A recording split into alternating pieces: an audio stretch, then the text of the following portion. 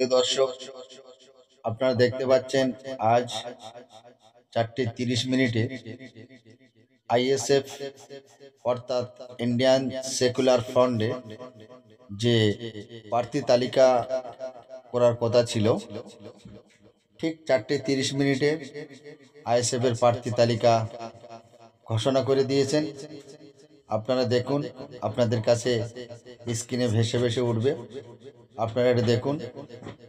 CPM ISF এর সঙ্গে প্রতারণা করছিল, তাই আইএসএফ অর্থাৎ ইন্ডিয়ান সেকুলার ফ্রন্ট তিনি রাস্তা বেছে নিয়েছেন যে একলা চলো রে, তোমার সঙ্গে যদি কেউ না জোট হয় তাহলে একলা চলো রে।